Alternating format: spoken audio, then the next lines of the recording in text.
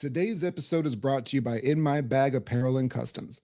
In My Bag is a brand that collaborates with talented artists from across the country to bring some unique and exclusive concepts to life at a reasonable price. For $15 off your first purchase, visit whatnot.com/invite/inmy_bag 2023. That's whatnot.com/invite/inmy_bag 2023 for $15 off your first purchase. And make sure to check them out on Instagram as well at inmy_bag 2023.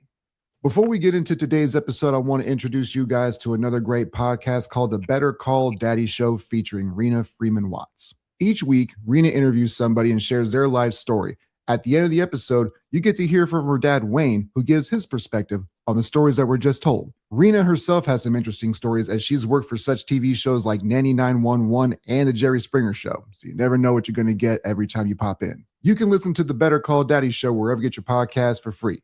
Remember, smash those 5-star reviews as well. Don't be stingy with them.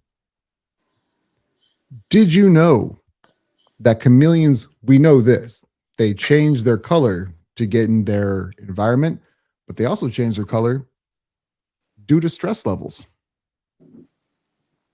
Wish we had that ability. Bro, wouldn't that just be the greatest thing? When people ask you, like, if you had a superpower, what would it be?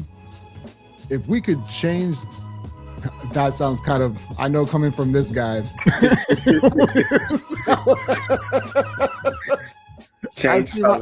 I see my privilege. I'm not trying to be that guy. That was ill-timed. Oh man. What is good? God, what a way to start the show. What's good, everybody? Welcome back to the Playbook Podcast with Prescott Kelly. I'm your host, Prescott Kelly. Today is Thursday, April 9th. Glad to have you back with us. I got LaShawn with me again. CR was supposed to be on today. He's the one who instigated. Well, I technically instigated it. He said he would be on. He's late to the party. He on CR time. Hopefully he's all right. You what? I said hopefully he's all right. Oh, I'm sure he's fine. He's just, when you got these kids you don't like and you got these jobs you don't like and everything else in between. I was gonna off stage, you and I talked about this where we want to talk about the Browns first. I need to stop scrolling on my phone sometimes because I have no idea what's real and what's not.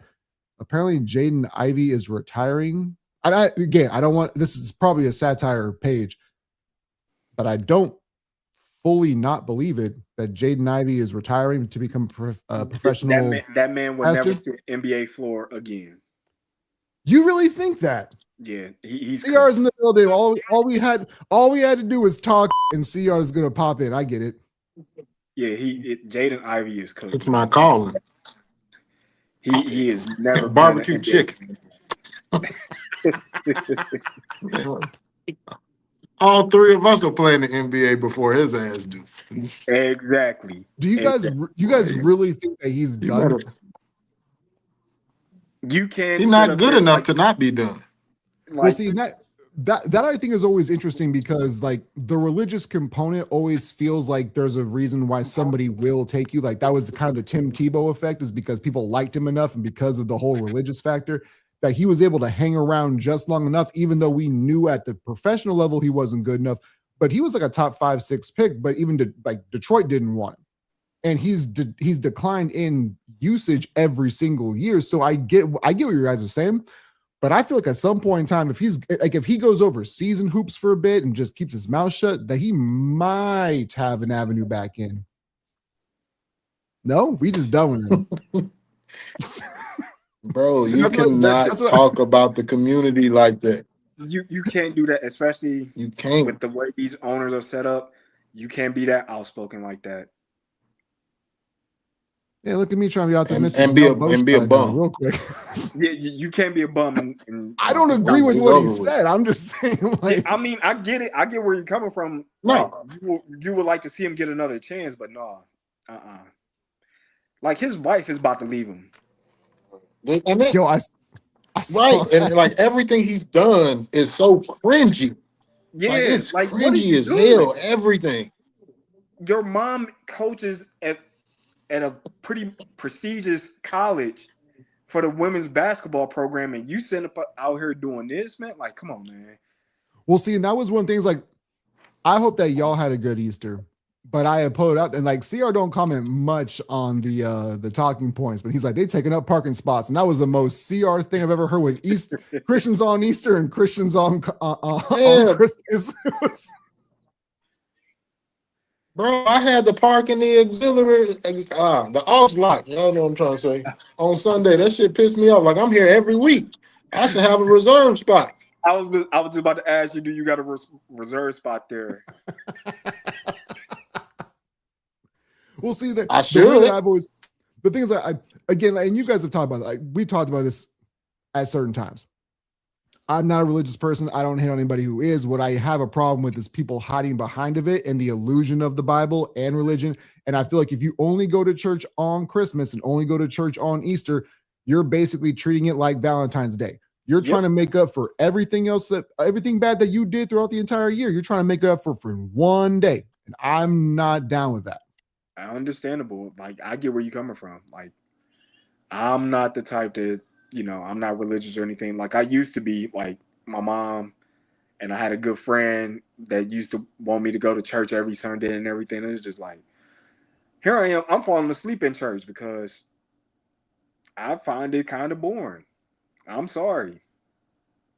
Well, that wasn't the avenue that I took, like, as far as, and I think I've mentioned it here. I know I talked about it on the Paul Wizzo show last week, was I was raised very religious, but at a very young age, when you're in church and you're, 11, 12, 13 years old, and your pastor's saying, please be with the Cowboys as they face the Panthers to pay off my Camry, I start to have a little bit of, like, your ears open up. Your ears open up. You know what you're saying. You know what you're hearing. Yeah, it was just I thought that was a very but I'm with also going to an all-white church. You thought that your church was boring. Good Lord. It was just like, peace be with you. They want you to be there for like 2-3 hours. And I'm like, no, man. I'm at an hour's tops, man. After that, I'm aggravated. I'm ready to get up out of here. I'm actually kind of impressed that so many people still go to church because of the attention span that we have nowadays. Like, these kids are just like, that's why I do feel like the ones who go are brainwashed, because like ain't no kid have that kind of brain capacity to sit still for that long about any subject matter, regardless of what it is. No way. I send my kids to children's church. That's like a break. Yeah, they go right to children's church. I get a break from them. Set your fantasy lineups while you at church, CR. I like to sit in the top deck. Huh? LaShawn just did what I said is the whole reason why I stopped wanting to go to church. He said, set your fantasy lineup. Set your fantasy lineups while you at church. With the pew pews. I do. I make parlays and everything, and I ask God to bless them. See, that's the whole Lord, please. Lord, please let this parlay hit. Let me get this 50K today. You know how bad I need this money. Dear Jesus, you know my daughter got accepted into this program at Harvard. And Cameron got accepted into this program at Harvard for the summer. That's $5K. I need these parlays to hit. Understandable. Look, I know we've been on different sides. I will be texting y'all a link for a fundraiser later. Oh shit. Yeah. Go ahead and buy this popcorn. Oh, that's nothing. So I wanted to, again, I need to stop scrolling my phone because I wasn't sure if that was even real or not. But one thing that's not on the docket, because we were waiting for you, CR, and not to chastise you, but it was my idea, then your idea, and LaShawn was the first one on, was I want to get to the Cleveland Browns first before everything that's on the docket. What is the worst case scenario for Cleveland this year? Because I feel like the worst case scenario, Sarah, you ain't got to go away. You can stay here. I wasn't trying to be mean, but I feel like the worst case scenario for them is that because of the money and because they put so much into him, that they're going to start him week 1. And if he actually looks relatively good, are we in the mode where we might have to extend him, like not to the same money that they already gave him? Because they're not extending him. I know that much. I'm gonna just go out there and just say it right now. I don't see him winning the competition. You are not about to be out 2.5 years with two horrific injuries.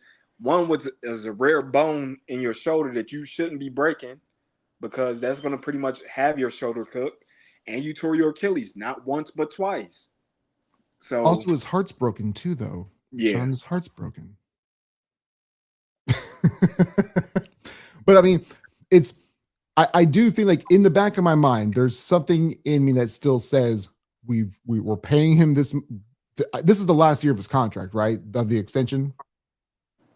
Yep. So there's part of me that thinks they're going to say, we've already dug ourselves so big of a hole.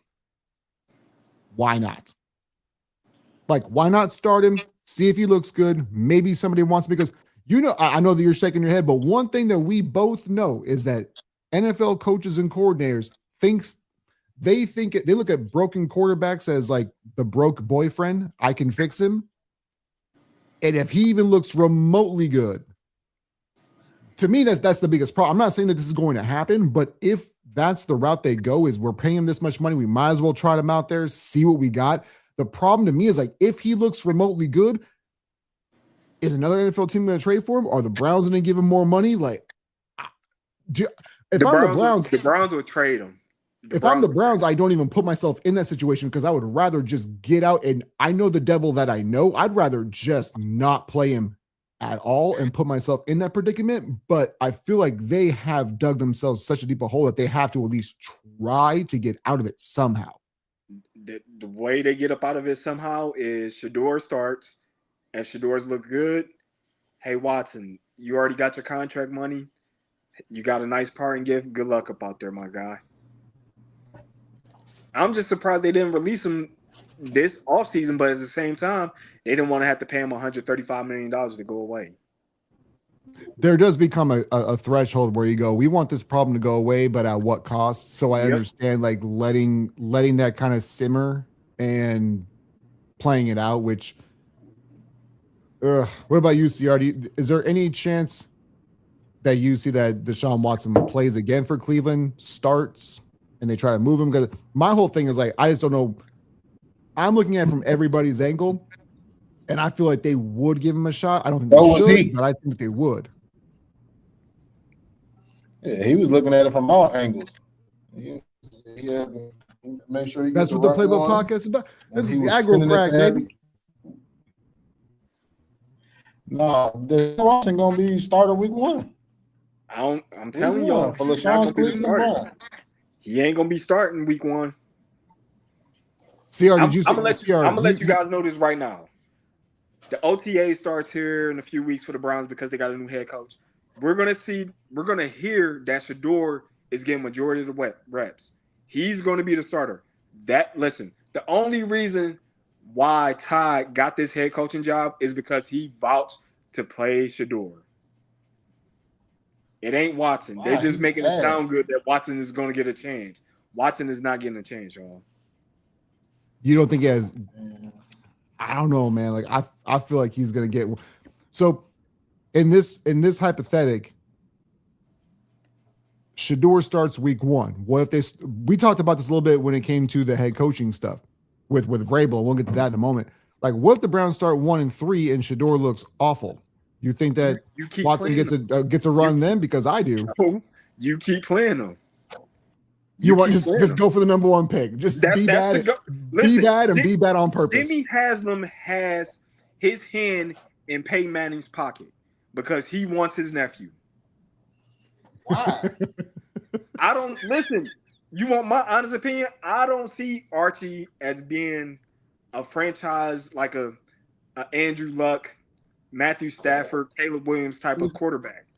I hate that everybody gave him high expectations last year. And here it is, like, yeah, he played better at the end of the season, and now he's going to put a bigger target up on his back heading into next season with Texas. So I'm like, in my opinion, there's going to be 5 or 6 quarterbacks that are going to get selected in the first round next year. You just better make sure you get the right one.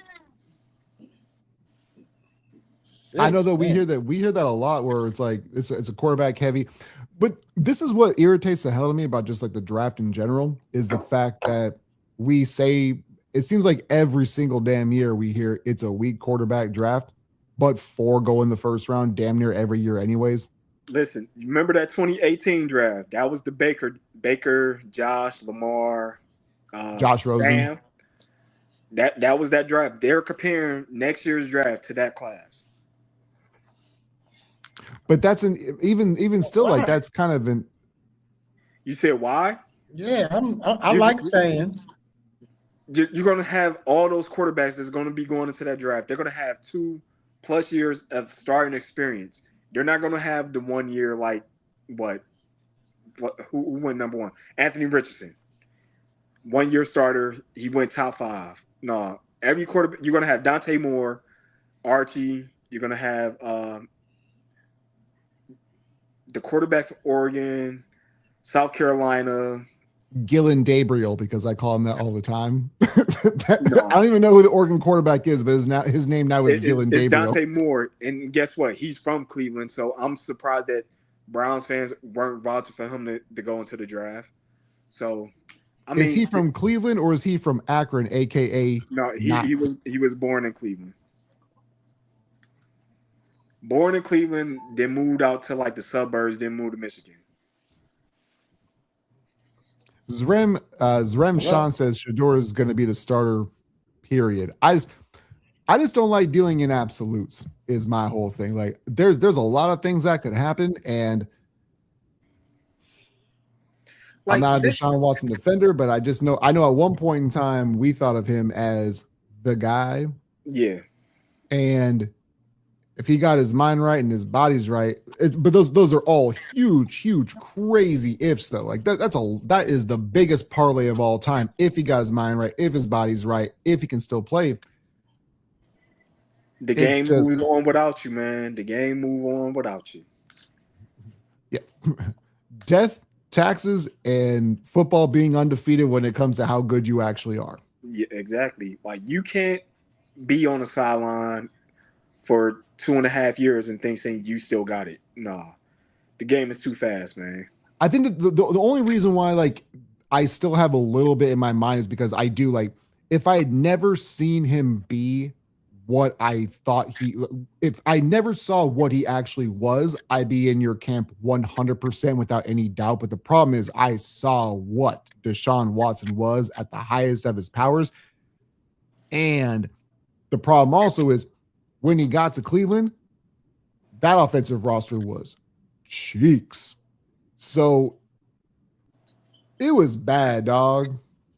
He had Amari. All right, this is what I always say. He had Amari Cooper. He had David Njoku. Still had Nick Chubb. The offensive line was still there. He comes in. Njoku wasn't Njoku yet, though. But as soon as Watson went down, we started seeing Cooper, Njoku. Of course, Nick Chubb was still producing. And all of a sudden, with what's his name, Joe Flacco, all of a sudden Flacco gets us to the playoffs. Nah, but the thing is, like, Flacco didn't play well, though. That's the thing is, like, he didn't play well. He was getting everybody involved. He kept the offense on schedule. That's all he asked. The thing is, like, I feel like there's a mental thing that goes along with it, right?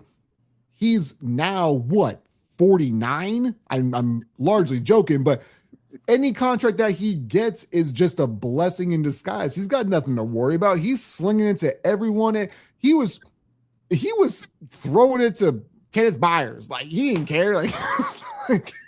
Just get rid of it. He got us to the playoffs. Art Monk. I saw him throw it to Art Monk twice. Like he got it to the playoffs somehow, some way.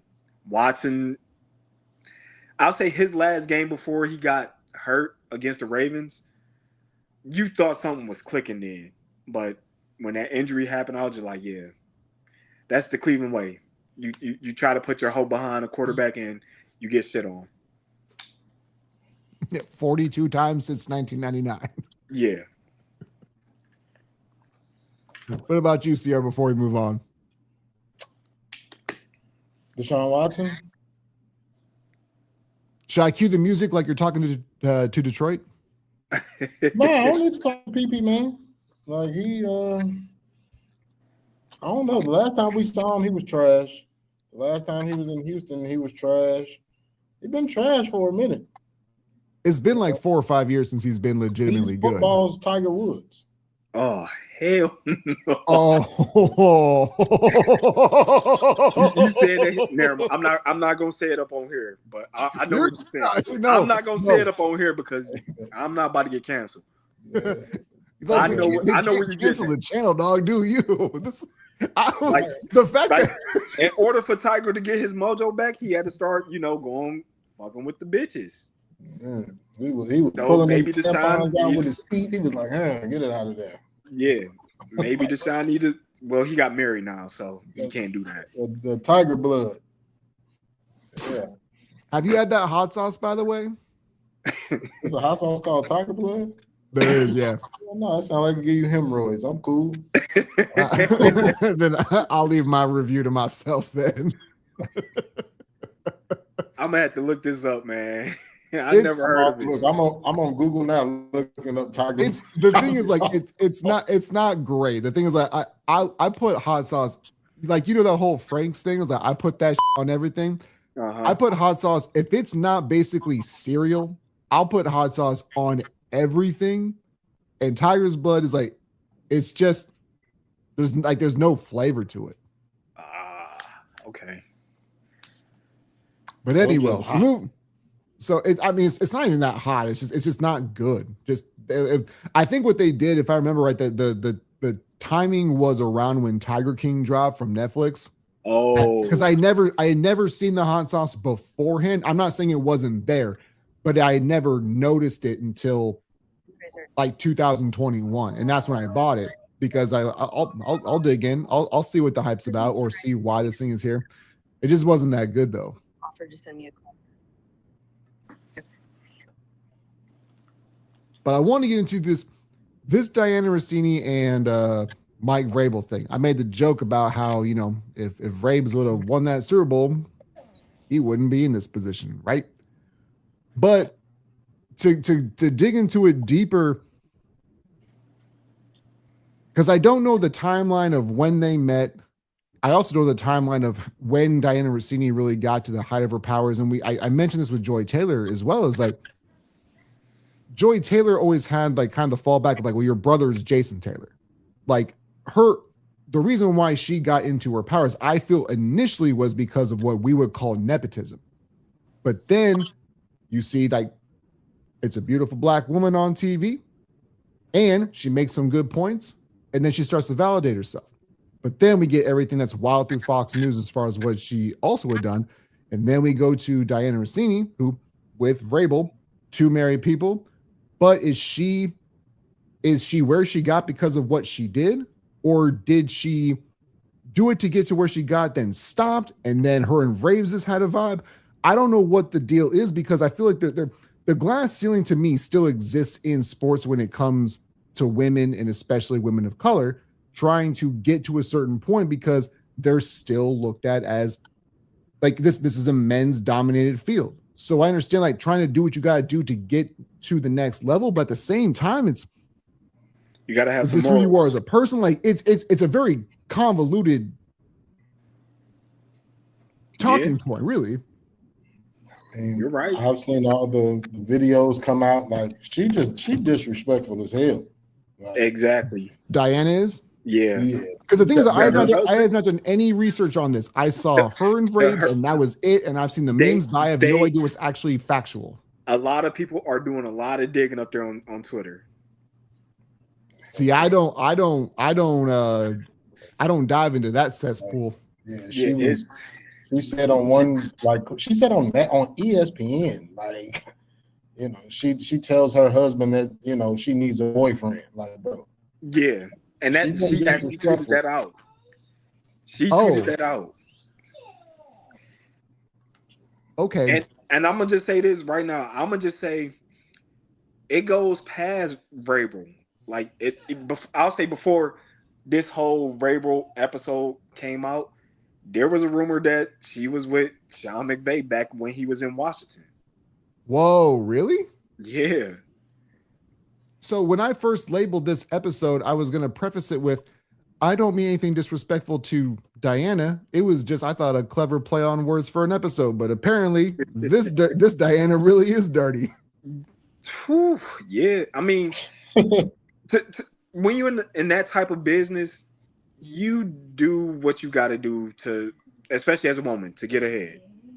To get to that spot, you got to do what you got to do. Now, if you're a single woman like Joy Taylor was and everything, all right, fine and dandy. But Diana, she's married, and she's been married for a few years now. She got 2 kids with her husband, and like now all of this comes out, and it's just, in my opinion, as the husband, what do you do? What do you say to her?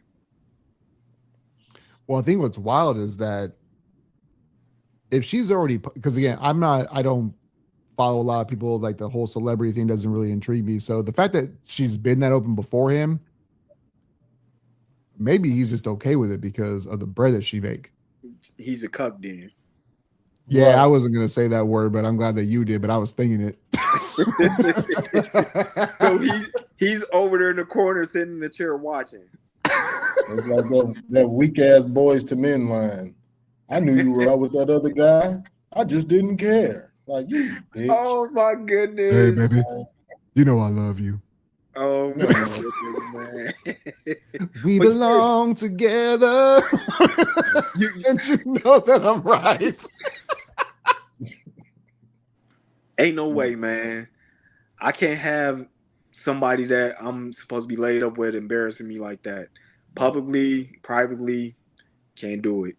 Well, then again, so like I never knew that those things existed, but if obviously he would know that she's doing that to him publicly, and to be doing it for that many years is one, that man must have no skills to go get his own money or to get another woman. He's just like, this is the best I can do in life. I'll just take it. That's crazy to me. It is. Like he's the Kevin Federline of NFL women. Like that's crazy to me. Like when you see all these tweets and everything, like yeah, there's a few jokes, but there's a trail. There's a trail of tweets like of her saying like that was so well done. The trail of tweets and the trail of tweets. You nailed it. I'm not sure if you did that on purpose, but I appreciate it. I got a kick out of it. It's hilarious to me because a lot of fans will find a lot of shit, man. Especially you can't really delete your tweets, so it is what it is. I'm so fascinated by like, because again, the timeline to me is what is more interesting. Like what they're saying and what they're doing doesn't really interest me. It's the timeline of like when did it start? Did you get into the career first on your own merit and then you started doing these things to try to climb the ladder faster? Or did you initiate it that way and then stopped? But apparently that's not the Diana Rossini way. It's the Patriot way, but it's not the Diana Rossini way. Patriot way. But yeah, like she got her foot into the door. She started off at Fox, went over to ESPN. Now she's with The Athletic. Mm-hmm.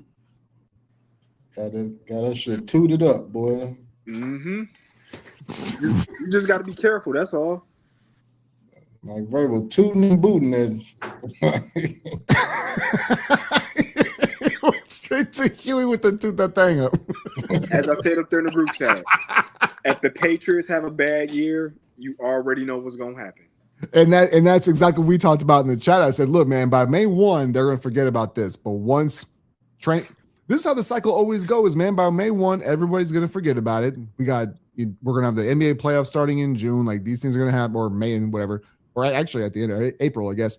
But we're gonna have that. We're gonna have the draft.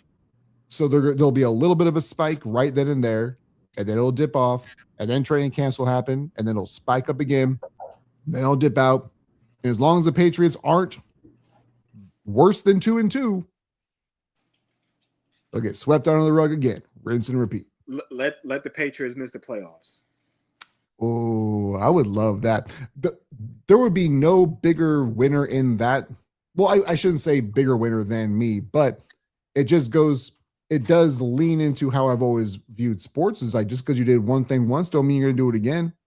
Yeah. Like Dan Campbell is the ultimate guy with that, I made a lot of fun of Dan Campbell in the past, and I have no problem admitting that because I feel like he's a cartoon character. But when he said there's no guarantee we're getting back here, that was the realest that anybody's ever said, and he meant it. Because everybody, I'm not gonna say everybody, but a lot of fans think that is so easy. Well, it's the one, they think it's easy, and two, they just dumb it down to, well, if you won 7 games last year, you can only win 8, right? You can only get better, thinking that nobody else got better. It's the lowest IQ thinking I can ever think of, is like, you can only get better. Okay, so if everybody only gets better, that means that the Patriots win the Super Bowl next year and the Seahawks go to what? Mars? Like, what do you do? Like, if you've already won it, what are you supposed to do after the fact? Like, it's such a dumb theory to me. It's never easy. It's never easy. No, and I mean, it's not supposed to be, but it just, I would love, because and the only reason why I say that is a victory lap for me personally is, like, I remember when the Bengals, you posted this and then re-tagged me in a few weeks ago, and I was like, the Bengals aren't making the playoffs next year, when they made it to Super Bowl and lost. I said, they ain't making it to the playoffs next year, and I got laughed at the building. They ain't been in the playoffs since. They haven't. And now Joe is up there in the hot seat along with his head coach. You think Burrow's on the hot seat? Because I don't think so. Because he's going to, listen, if they have another losing season, he's going to ask for a trade. Ooh, you think so? He ain't going to want to be in Cincinnati too much. Dude, if Joe Burrow asks for a trade, he's going for 93 first-round picks. So that's the reason why the Browns wanted to go from 3 to 5 first-round picks. Yo, if he asks for a trade, it's gonna make the Ricky Williams trade look like a dwarf. Because the Bengals will have a lot of suitors. Oh, for sure. Like, it's weird because we're in a place right now in the NFL where we think that there's so many good quarterbacks, right? Like, when you do a top 10, I think that most people universally have like 4 or 5, or like the top 4 to 5 are kind of interchangeable, but it's the same 4 or 5 guys, right? Mm-hmm. But then you start getting into like 6 through 12 or 13, and it's all circumstance. Yep. So when we get to this thing, like, if Joe, everybody thinks that the new thing is just get the mid-level quarterback, right? Like, we because Sam Darnold, it just happened. Because you won with Sam Darnold, you think you can win with anybody. But there's so many teams that would also give up their left arm, or in Mike Vrabel's case, they give up their to get Joe Burrow. I'll never forget he said that in Tennessee, man. He should have been fired on the spot for saying that. Especially in Tennessee. The thing is, like, you weren't doing that in Tennessee anyway. No, you wasn't doing anything in Tennessee, bro. Actually, talking about Tennessee now, this also wasn't on the docket, but you being from Cleveland and LeBron's comments about them moving the Grizzlies from Memphis to Nashville, did you think he was out of pocket for it? I don't think he's out of pocket, but I get where he wasn't the only one that said it. It's a lot of NBA players that said it.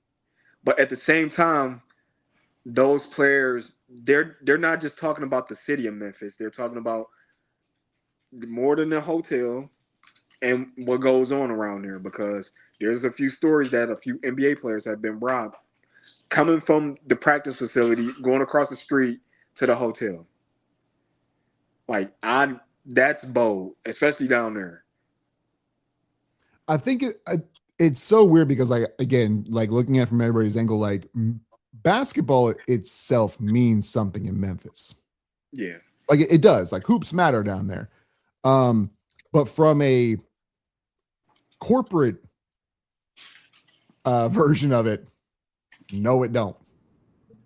No. It doesn't work there. Like, I feel like Braun was like, he's a good messenger, but also sometimes he's the wrong messenger, especially at that point, because it's him playing golf with a bunch of white dudes and just getting real casual. So I understand how the backlash could come from it while also still agreeing with it. But Just because Bron says it doesn't mean it's going to happen, though. It's just a dude voicing his opinion. This is the thing. Like, everybody's up in anger about what he said, but nobody looked at the Memphis owner who tried to move the team from Memphis to Las Vegas. Oh, he was trying to pull an Art Modell. Yeah. And the rest of the NBA owners told him that you can't do that. You can't move the team to Las Vegas. And the Memphis owner was like, here, I'll give you guys extra money to relocate. And it was like, no, we're not doing it. So now that you mentioned, because I didn't know that, do you think that one of the reasons why that got nixed is because they already knew about the expansion and there's no reason to move it there because of that plan? Yep. They'll get another billionaire in there to handle that team with that location. CR had like 8 workers behind him. I think moving to Nashville is not a bad idea. Like I don't. Like, I think Nashville is a decent city. Sorry, you were cut down a bit. You don't think it's a bad idea? No, to move to Nashville, absolutely not. Yeah. Like the Predators are, they love the Predators. I don't see why they wouldn't love the Grizzlies. I mean, they barely tolerate the Titans. I mean, they're building a new stadium there, a new football stadium. So what they should do is move them back to Houston, and then the Texans can go like to San Antonio or something. St. Louis. St. Louis deserves nothing. Ooh. That is the only reason why he said that is because Detroit already has a football team. They deserve nothing too. Take away their water. Damn. Dude, he's the Donald Trump of Michigan. He just like take all the resources. There's some very fine people. Only Jake Strand. He's the only fine people there. But the other talking point that I had was I was thinking about this the other day when it comes to Jokic, because he really is like a one-of-a-kind kind of player. But when I was looking back on things, I thought, man, he's the dude that we thought we were getting with Arvydas Sabonis. And I'm really bummed that Arvydas wasn't able to play as long. One, he got into the league late, being from Europe. He was like 30 when he got into the league. Yeah, he was old as hell when he came over, and then the injuries happened. But like, I feel like if we would have got young Arvydas, the game would have been so much. The NBA, I'm sorry, would have been so much ahead of schedule when it comes to like what we've got now with Jokic. We would have been there in like 2005 as opposed to 2012 or 15 or 16, whatever the case was. Yeah, I get where you're coming from. I mean, Jokic he's not going to win an MVP this season, even though his stats are outstanding. And who's your MVP, by the way? Now that you mentioned that, is SGA. SGA is going to win it. Now, is that who you think is going to win, or is that who you believe should be MVP? That's who's going to win. That's who the media is going to give it to. Like, to be honest, I would not be surprised if it goes SGA, Wemby, Jokic. Yeah, I feel like that's how it's probably going to lay out as well. CR, what you got? Same. I think it's going to be SGA, Wemby, Jokic. The real MVP to me is Jalen Brown, but he's not going to. I get where you're coming from, but that's why I hate throw out the team record. Throw that shit out. Didn't nobody expect Boston to be this good this season? Nope. They thought with this stadium being out, they thought Boston would be a fringe playoff team. At best. But I think that's what CR is getting to, is like we had them as maybe a play-in team, and they're the what? They're the 2 seed right now? Yeah, they're the 2 seed in the East. No Tatum. Drew's gone. Porzingis is gone. Like, you cut it. It looked like they were trying to tank. And there's no way that you can have a white dude named Peyton and your team be good, and they're good. Peyton Pritchard. Can't go wrong. They are good. Like, to be honest, compare Caitlin Clark to him. Wait, who did what? Reggie Miller said Caitlin Clark game reminds him of Peyton Pritchard. I don't know what to do with that comment. It was the dumbest shit he even said. That's why you can't go to these old, like, I'm not okay. It's only with the NBA players. The old NBA players, they are going to say some shit that's going to make you angry. That's going to have you angry. That they are always hating on the new generation, the younger generation. You don't have to worry about with the NFL players. You don't have to worry about that with the Major League Baseball players. But when it comes to these NBA players, oh no, they got none but hate in their heart towards. Oh, I have a theory behind that too. It's Dr. J's fault. It was Dr. J's fault because he started it pretty much. Him and Wilt Chamberlain hating on Michael Jordan. So one, there's that. I wasn't really thinking about it from like the older players saying it initially. The way that I approached it was because basketball is such, even though it is obviously a team sport, it is the most isolated and individual of all the team sports. And I think that because everybody at one point in time was regarded as the best player at their high school or, you know, their AAU team or college, that they have a hard time taking the seat back and saying like, well, back when I did that, I got us there. And when it comes to other sports, like it is like maybe pitchers have that kind of confidence if you're talking to them after they retire.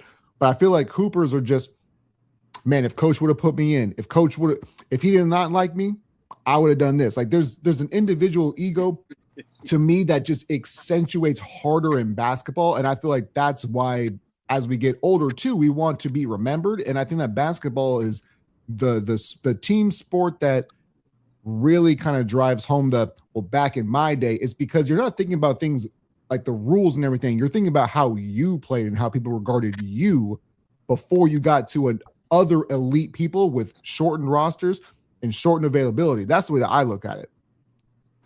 I get it. I get where you're coming from.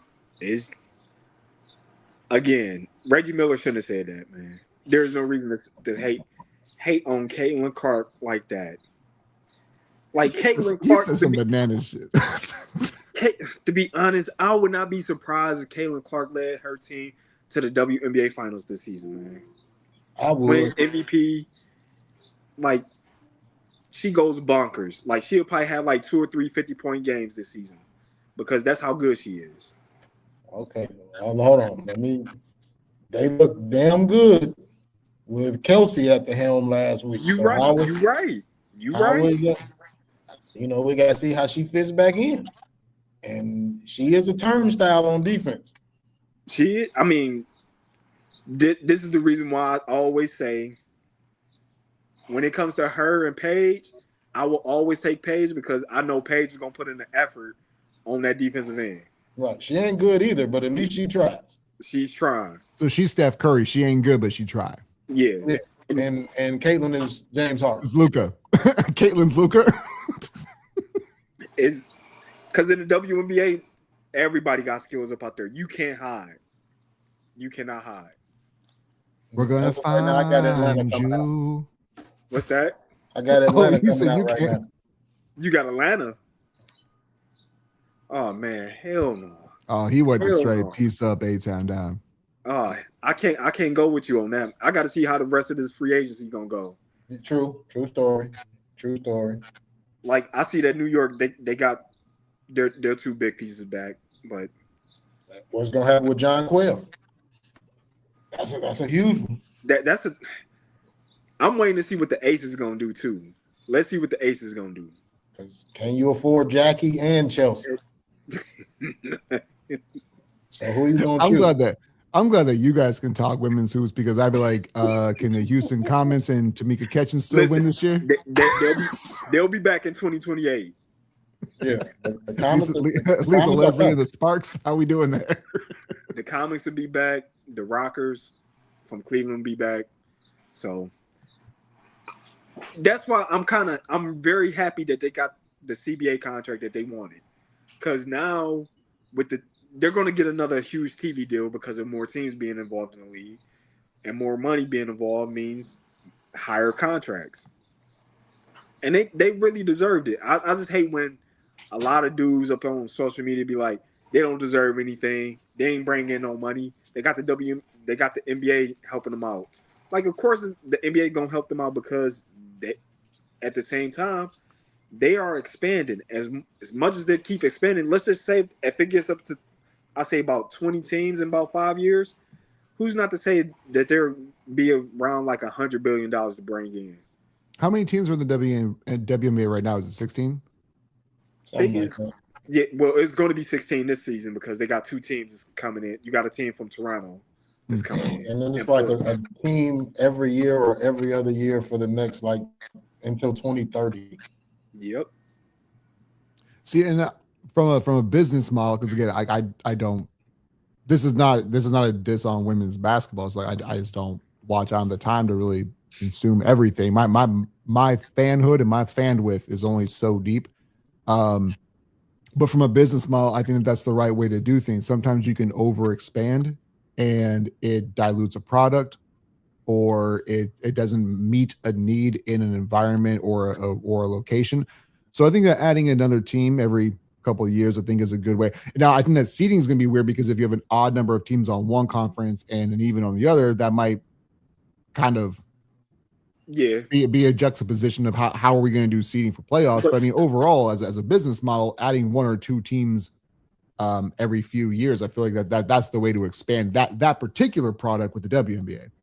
Like, okay, the Connecticut team, they're going to move down to Houston. So that's going to put another team. You're going to have another Detroit team. But at the same time, I look at it this way. With the game expanding, and then you got college basketball happening, and you see all the talent outside of UConn and South Carolina. Because they're like Hidego from Notre Dame, Betts, Booker down in Texas. Like, there's some talent there. And by them coming into the WNBA, it's not just all congested only to a few teams. There's going to be a lot of talent spread throughout the league.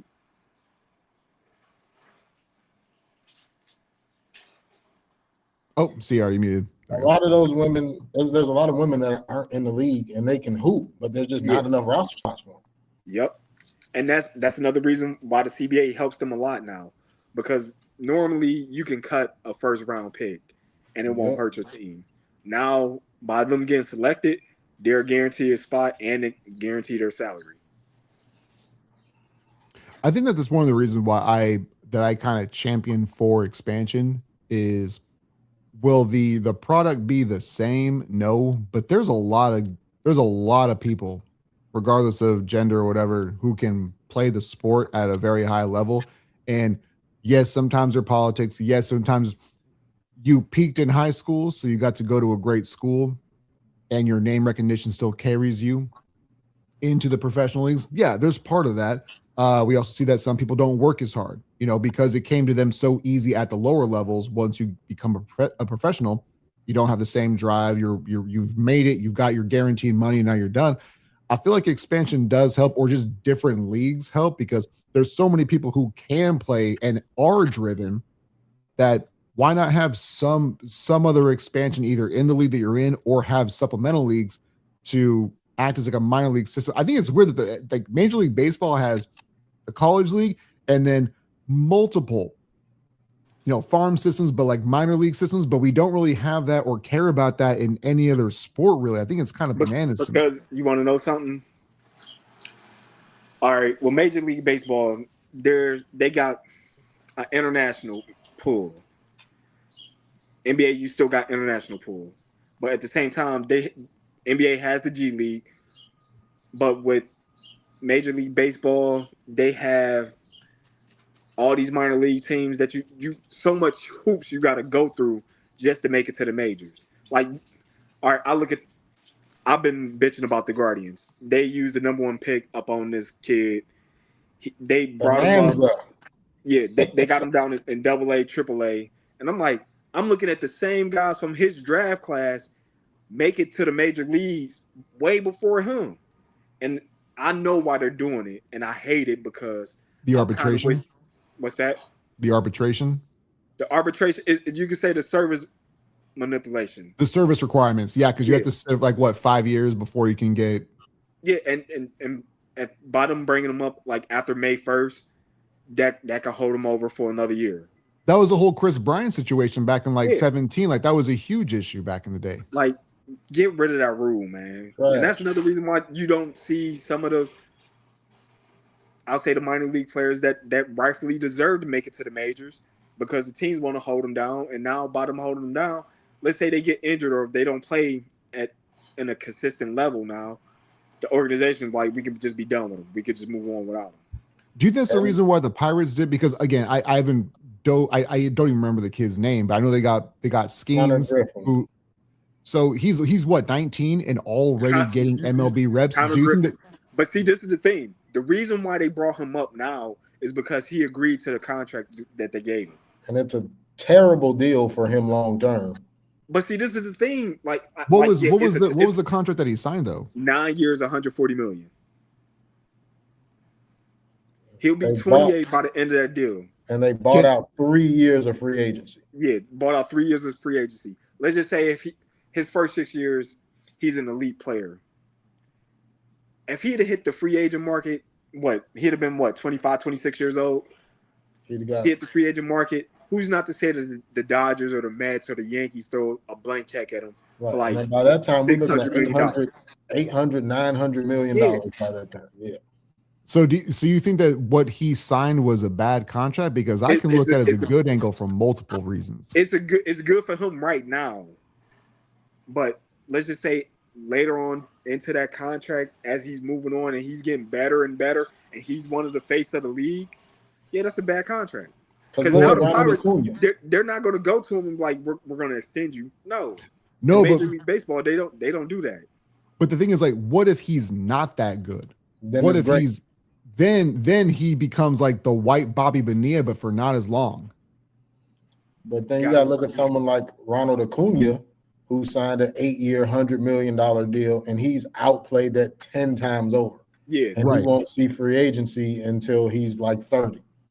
But we've also seen in professional sports, if you actually are great, they have no problem signing the guy that has the name cachet and the stats behind it.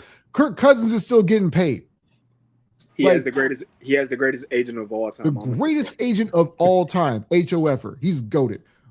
But like with this kid, because he's only 19, maybe what he's doing is he's doing like the Albert Hainsworth thing, and he's going to work the system, get all of his money, and then not play. Maybe he's not going to be that good. Maybe he knew going into it, I'm here for a good time, not a long time. I'm here to make my money and dip out. Then it's a great contract. I wanted the Guardians to pick. He was one of the guys I wanted the Guardians to pick 2 years ago, and they passed on him because he's in high school. I'm just saying, like this, we have with it being a 9-year deal. I would say the 3-year rule. I know it sounds like a very, very an antiquated way of looking at things. We largely do it with quarterbacks, but after 3 years, if this man's kicked his coverage and outperformed it, yeah, it's gonna look like a bad deal. But if this man struggles, it's the ultimate fleece. Listen, if he had Scott Boras as his agent, he wouldn't sign that deal. Boy, you ain't lying. Anybody that's represented by Scott Boras, you are not signing a cheap contract. Nope. Man, I'd want something in there like an overperform clause where I can opt out or something like that's. If he's the best player in baseball, you want that thing incentive laced. Yes. Man, yes. Got to. Like that's why I looked at Paul Skeens and I'm just like, he won the Cy Young last year. He didn't win that many games, but he was still dominant. And I'm like, I know the Pirates didn't go to his agent at all or ask for an extension. Well, what's wild too is because like the Pirates have traditionally been like almost like the Cincinnati Bengals of baseball. The Pirates are the MLB's farm system. Yeah. Because they don't pay their players. Mario said Boras would have got him 9,300 off the bat. Yeah. Because Scott doesn't play, man. Anytime when his players hit free agent, he ain't taking no low ball deals. He's getting you he's getting all of your money for you. He's a dog. Well, because he's not looking after a player. He represents Kyle Tucker. Tucker took a shorter deal from the Dodgers. I'm sorry, man. I'm sorry. Sorry, CR. He took a shorter deal from the Dodgers rather than signing a long-term deal with the Cubs. I didn't want him. I didn't want him from jump. It was a stupid trade. Now look at Cam Smith. Look at Cam Smith thriving. The brother. You gonna do it like that, man? The brother. He out there thriving in Houston. You know how many brothers we got here on the Cubs? None. You ain't got none in the farm system? Man, hell no. If they are, they down there picking cotton or something. They ain't playing baseball. Y'all ain't got Haywood? Or Hayward still hanging around? Oh, man.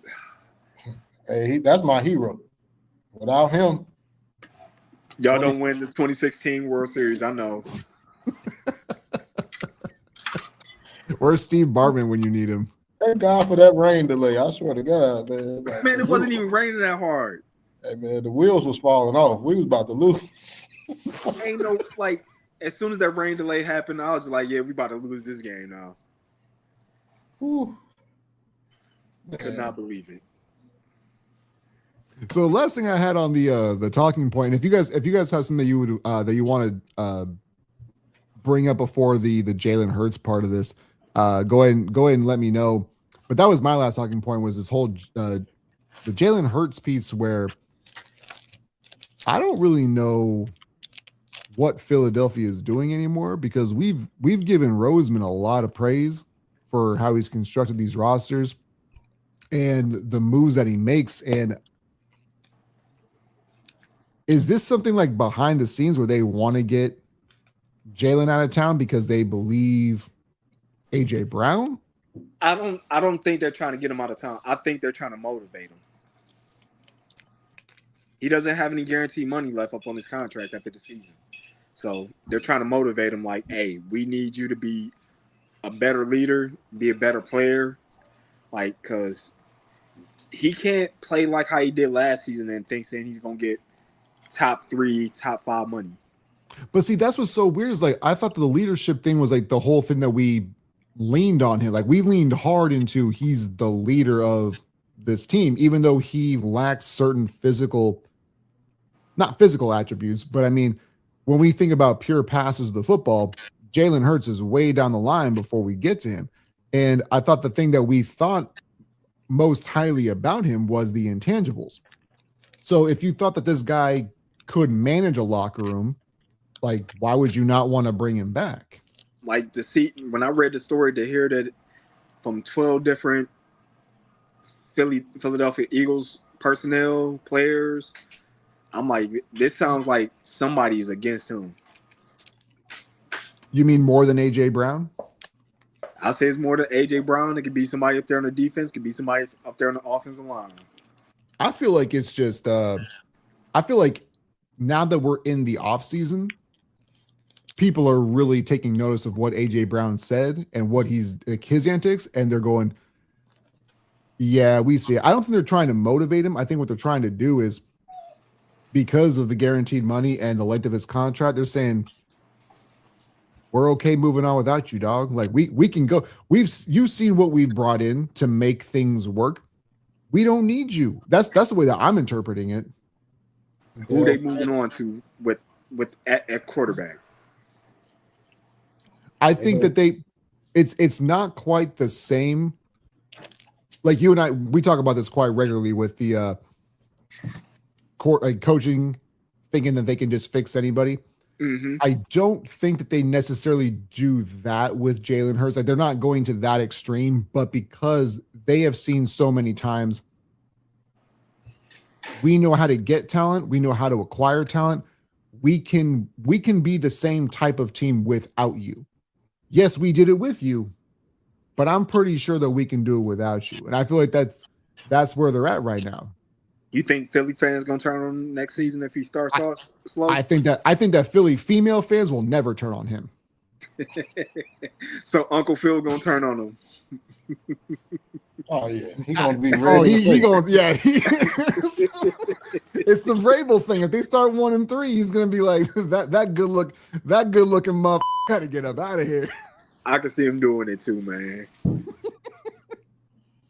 Jesus. I hate that they waited till the middle of the offseason to do it. Like, why didn't you do this immediately, like, after they lost the playoff game? So I can understand why. There's part of it that I appreciate why they waited, because anytime that a team does something directly after a game, to me, that's an emotional decision. It's not something you actually thought about. It's just, I'm in the moment. I'm emotional. If I don't do something, they're going to think I'm weak, and so on and so forth. So I'm glad they waited to have this out. But the timing is, again, we're right before the draft. Maybe there's a team like we talk about with Joe Burrow next year. Maybe there's a team who's like, you know what? We have the offensive line. We think that he's a good leader, but they're like, it's just weird how the dynamic has shifted so goddamn quickly with this dude. Is that we thought the intangibles are the thing that made him and Philadelphia great. And now, like Mario just said, they're saying that he's uncoachable. I don't know how you can be uncoachable when you have a new head coach or a new coordinator every 7.5 months since you were in college. But at the same time, this is where, like, Mario said swap him for Joey Burr. Get out of here, dog. I love you, Mario. You're out of here, Mario. Get Mario out of here. Listen, man. Kick you out the club. I will drive to Chicago just to fight Uncle Phil if they got Joe Burrow. Because then you know what's going to happen, man. With all those weapons they got, man, no, I ain't doing this. Joe Burrow, the second best quarterback in the NFL. Is that satire or that's real talk? You think that he's the second best quarterback in the NFL? And the only reason I'm taking my homeboy over him is because he got a couple of them things already. I love Joe Burrow. Man, I trade my mama for Joe Burrow. You trade Caleb Williams for him? Oh. You trade Caleb Williams for Joe Burrow? Yeah. My connection. What I trade him for? Yeah. Okay. Yeah. All right. Yeah, I would. Because I know what Joe Burrow is. I understand what Caleb can be, but I know what Joe is. See, and that's the thing. Like this is also, again, we come like LaShawn, you and I touched on this at the very beginning, is that we have an idea of who the top 4 or 5 guys are. Everybody else is interchangeable. I think that right now, Caleb Williams is still in the interchangeable mode, where if he's on a trash team, he doesn't look good. If you put him with a great offensive line, a couple weapons, he still looks like he is in Chicago right now or better. But Burrow, I'm with CR on that. Like, we've seen what he looks like with an awful offensive line, but we've also seen him with arguably the best wide receiver combo in the NFL as well. So, I mean, because he makes them go. He can make them go. You put Joe Burrow behind that Bears offensive line last year. Oh, he'd cook. Yeah, easy. Caleb was better. That actually, if you put Joe Burrow if you swap those two teams, I think Cincinnati has the exact same season, and Chicago is in the NFC contender. Yeah, Burrow with Ben Johnson. Well, the other thing too is, like, because we think highly of, I know that DJ Moore isn't there anymore, but like, we think highly of DJ Moore. We think that Roman Dunze is you have your expectations of your other wide receivers, along with your tight ends and the running back situation. Y'all got talent everywhere. And if you had this year's Joe Burrow in Chicago, that would have been a problem. Absolutely. I'll come there and fight you too, CR. Go ahead and trade for Joe Burrow. I mean, I'm cool. I'm cool with light break. Like, we gonna rock it out. But if we somehow got Joe Burrow, I wouldn't be upset at all. This raises a good question, because we talk about the hypotheticals, like what the trade value is of players. Since we're talking about Chicago, what would be the trade compensation that Chicago would have to do to get Joe Burrow, because I mean, like, Caleb is younger, still under contract with a rookie. Yeah. And that's why the Bengals would have to give us more than we've given them. I was gonna say, like, you trade Caleb. Really? No, yeah. This Caleb in the first round pick for Joe Burrow. I think it's the other way around. You think that I don't. Joe is I get it, but he already got the big deal. Yeah. Caleb still got 3 years left on his rookie deal. That's not going to last for. That's not going to last for 3 years. As a rookie, so he got to be pushing 30. Caleb is not going to wait. He's not going to play out his entire rookie year. Like, he's going to get an extension after this season, I would imagine. That's what people here are saying. Like, that's why the Bears haven't restructured deals, because they're trying to plan for Caleb's extension, which is some cheap ass shit if you ask me. No, but let's just say, all right, I'm gonna just put this out there. Caleb wins MVP. He leads you guys to the NFC Championship game, but y'all lose. The Bears go to him and say, we're willing to give you $250 million guaranteed. You think he does it? What's the highest, most guaranteed they got now? I think it's Dak. Dak at what, 231, 234? Well, Deshaun had guaranteed 250. No, he got 230. Oh, 230. Okay. I don't know. It's like he a different kind of cat. Like, he might try to, like, really reset that market. I mean, 250 guaranteed is resetting the market. I get it, but he might want more. Like, to be honest, I can see, like, let's say the Ravens win next year. Lamar going to the Ravens, and he's gonna probably say he's gonna want 240, 250 million guaranteed, and they're gonna have to give it to him. I still think if Pat goes next year and he wins another Super Bowl and another MVP, he can go to the Chiefs and be like, listen, scrap that whole deal. I want everything fully guaranteed. Yeah, because he's been underpaid for a while. For the past 4 years. Well, the way that I look at these quarterbacks, and I know that this is a very unpopular opinion, and it always has been, is I don't feel like there's a reason to pay every quarterback who you drafted top of the market money.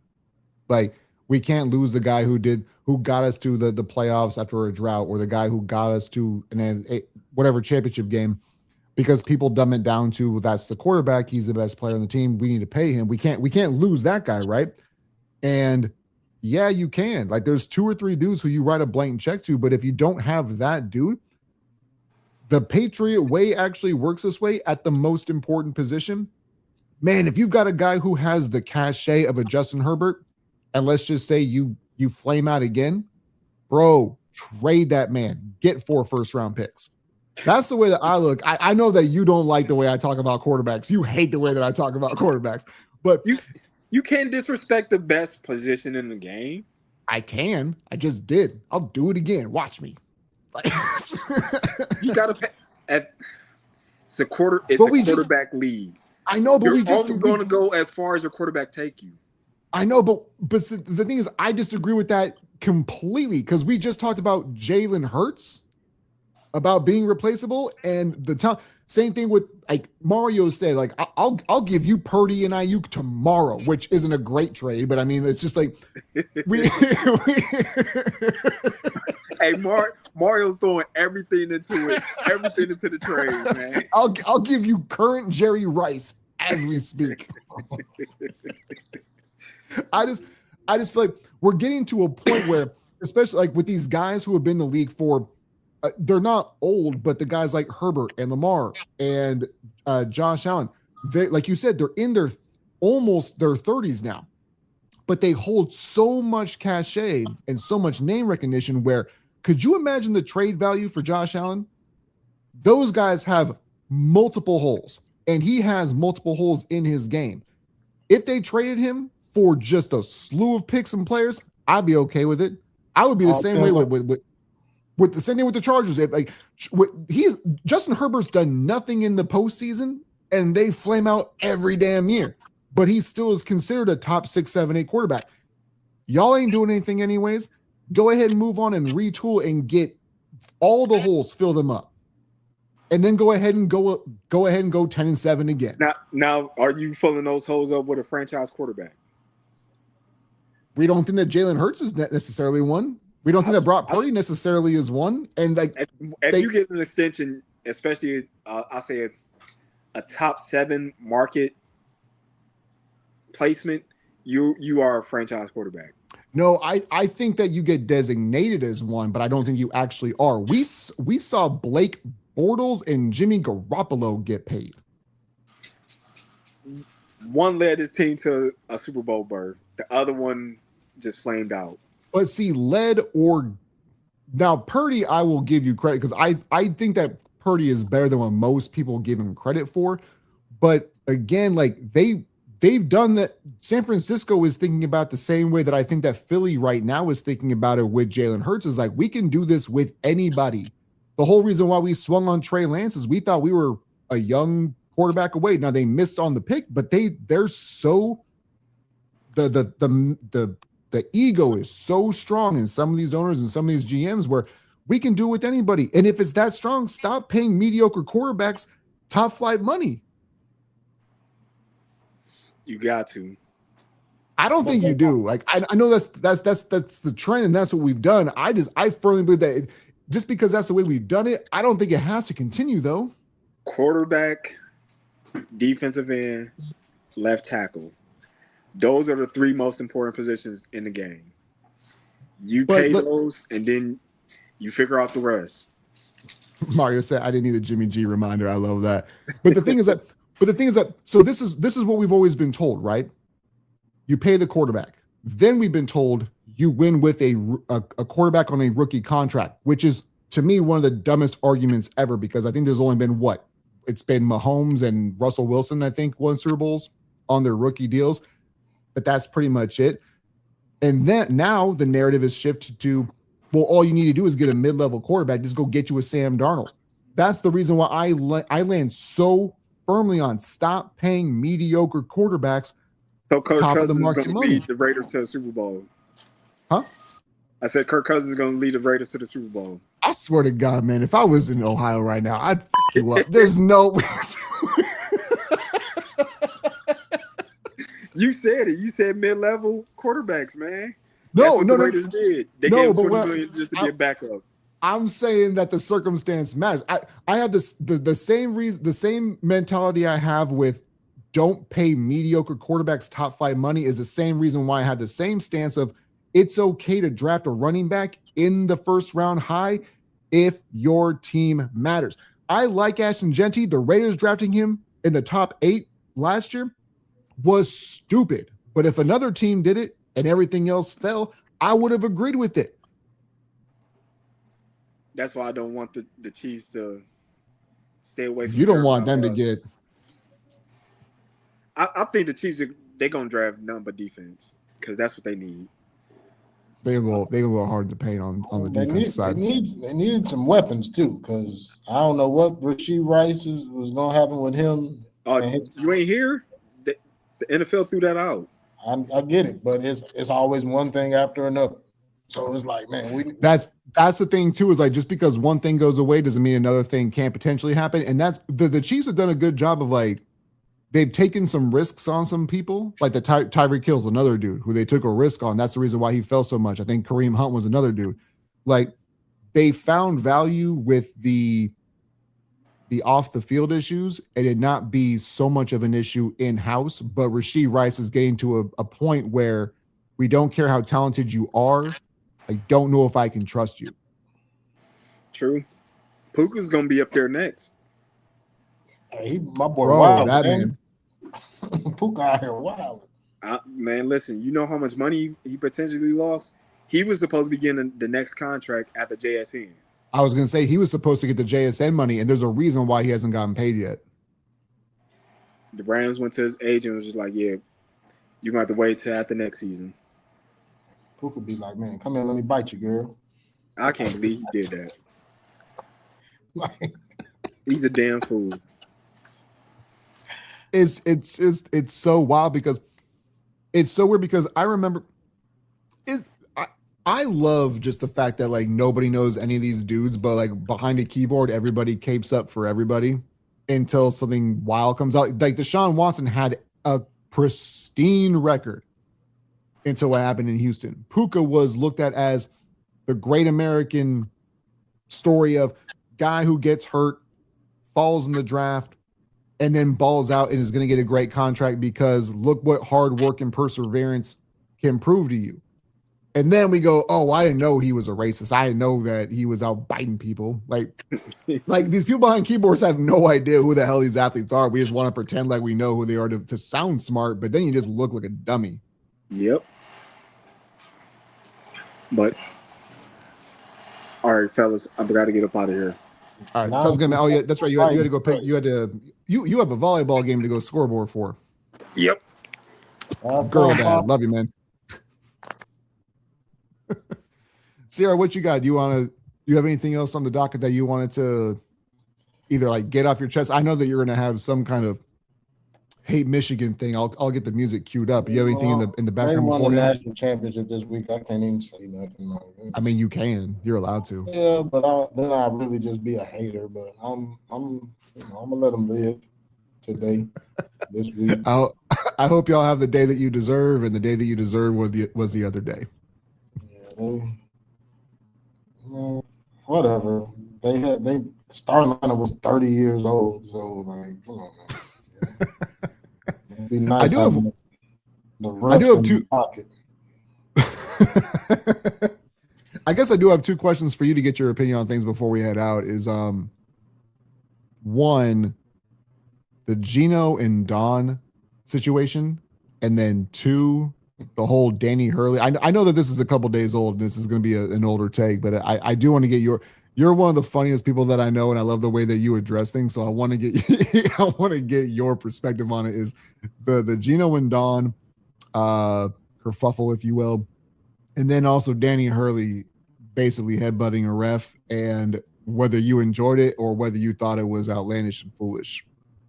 I'll start with the Danny Hurley. That was some BS. I understand they're friends, but like that's a tech at minimum. That's a tech.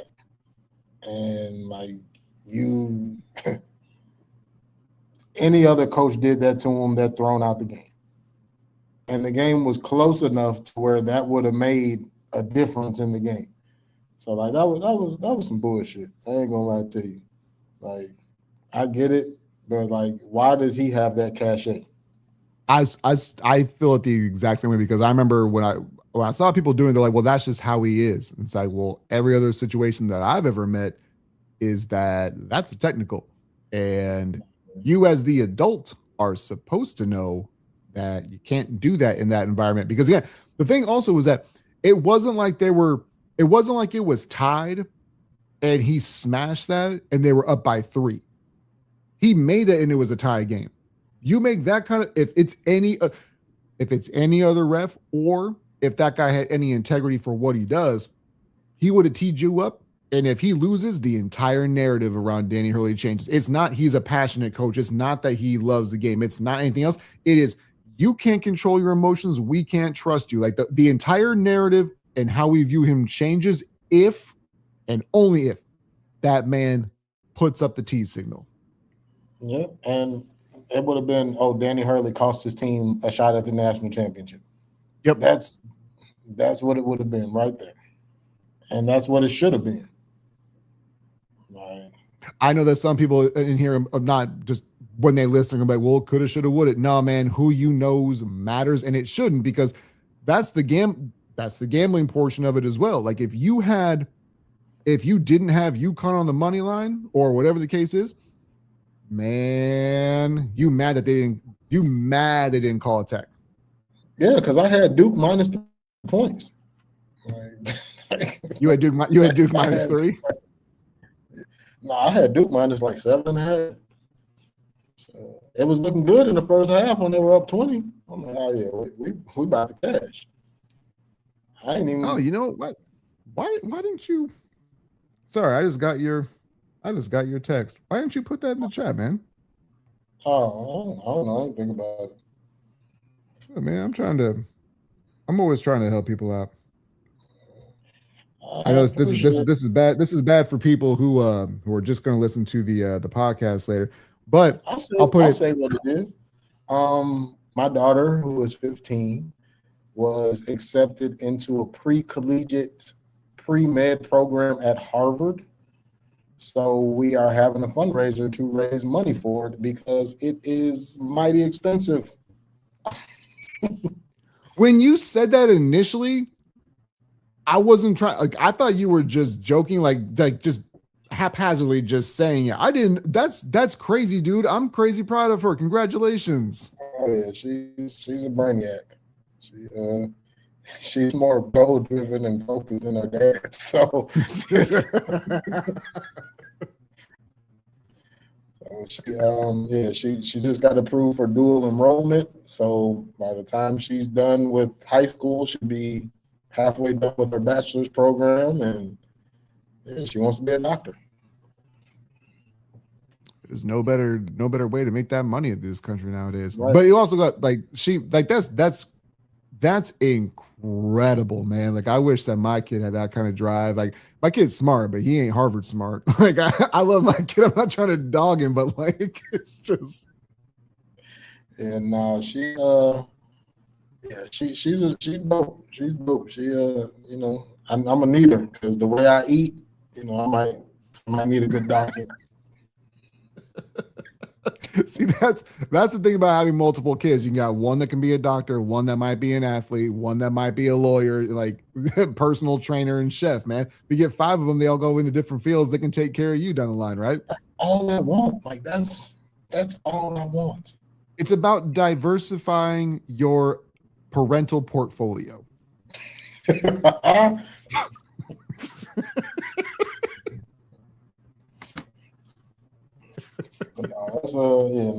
it. That's all I got. I'm proud of my girl. Good, and you should be, man. So I know you didn't want to talk any smack about Michigan. I'm gonna cue the music up just in case you want to, though. Come on, man. I know you got something deep in you. You got something. Michigan, you got it. You got it. Y'all won the Big Ten. You lost the Big Ten tournament. And then you won the Natty. You won the Natty in football a couple years ago. Y'all winning right now. I can't even hate on y'all. Y'all still live in Michigan and it still sucks. So how about that? Yeah, I'm hating. Illinois has never won anything in my life. Neither is Northwestern. It's okay. I hope the Pistons don't win shit this year.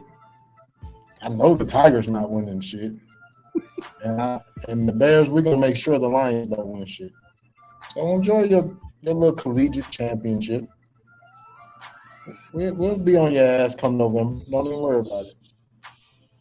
Bitches. I know you said talking about Northwestern, but you'll always have Darnell Autry. Another light skin.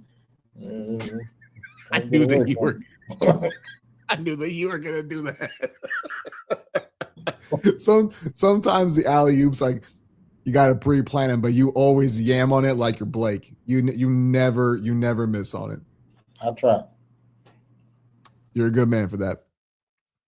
You have anything else you want to add before we hang it up for the day?